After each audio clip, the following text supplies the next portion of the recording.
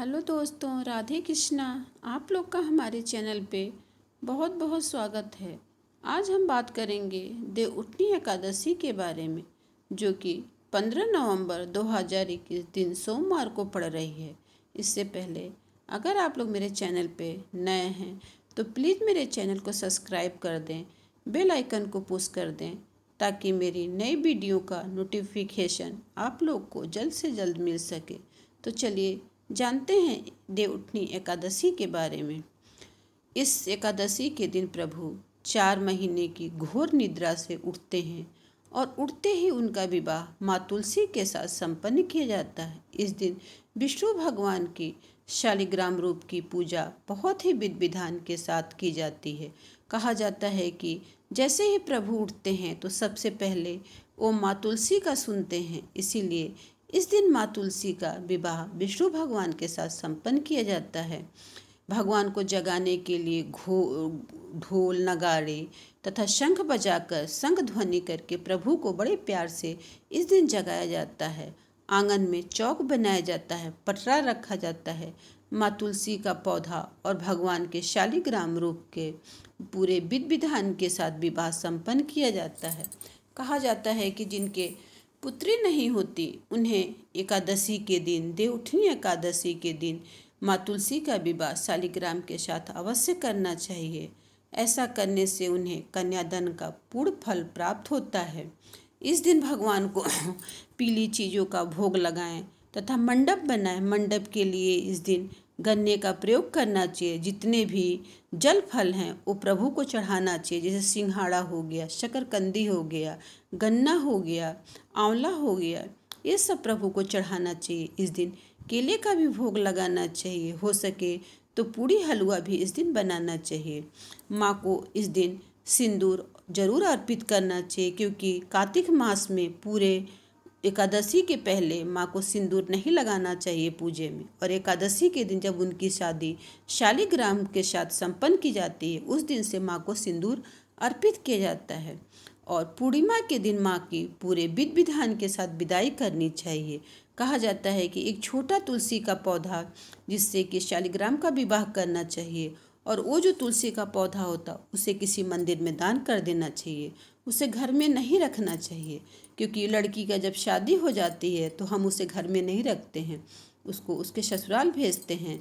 तो माँ तुलसी का जो पौधा होता है उसे हम मंदिर में देने से आपको पुण्य प्राप्त होता है, इसलिए इस बात का आप लोग विशेष ध्यान दे रखें।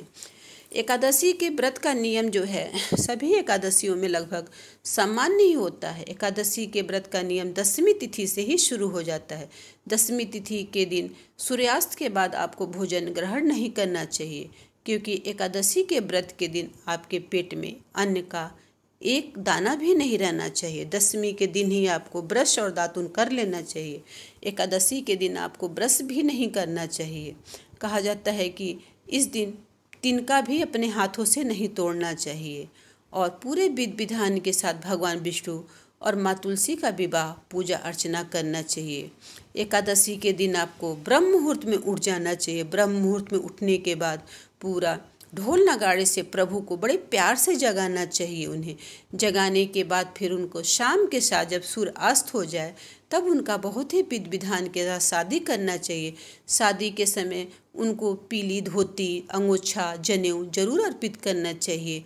माँ के लिए लाल रंग की साड़ी या तो चुंदरी अवश्य चढ़ाना चाहिए। सुहाग की सारी चीज़ें आपको माँ तुलसी के सामने रखना चाहिए, और इस दिन पीली मिठाई का भी भोग आपको लगाना चाहिए। पूरे दिन व्रत रह के अगर आप शादी अपने से नहीं संपन्न कर सकते तो किसी पंडित जी को बुलाकर पूरे विधि विधान के साथ आपको शादी संपन्न करना चाहिए। गाने बजाना करना चाहिए, और रात जागरण का भी इसमें महत्व है। रात में जाग के भगवान विष्णु जी और माँ तुलसी जी के विवाह का गाना बजाना बहुत ही धूमधाम से करना चाहिए। इससे विष्णु भगवान प्रसन्न होते हैं। और हो सके तो इस दिन आपको अक्षत न चढ़ा के, अक्षत के रूप में जब आप पूजा करें तो सफ़ेद तिल चढ़ाना चाहिए। सफ़ेद तिल चढ़ाने से आपको मोक्ष की प्राप्त होती है, तथा जो आपके पूर्वज होते हैं उनको भी मोक्ष की प्राप्त होती है। इसीलिए इस दिन तिल का प्रयोग अवश्य करना चाहिए। घी का दीपक जलाना चाहिए।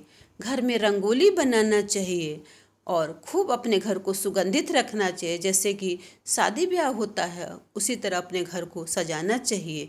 शादी के बाद भगवान को भोग लगाना चाहिए, माता की आरती करनी चाहिए, उनकी वंदना करना चाहिए और सभी लोग को प्रसाद वितरण करना चाहिए।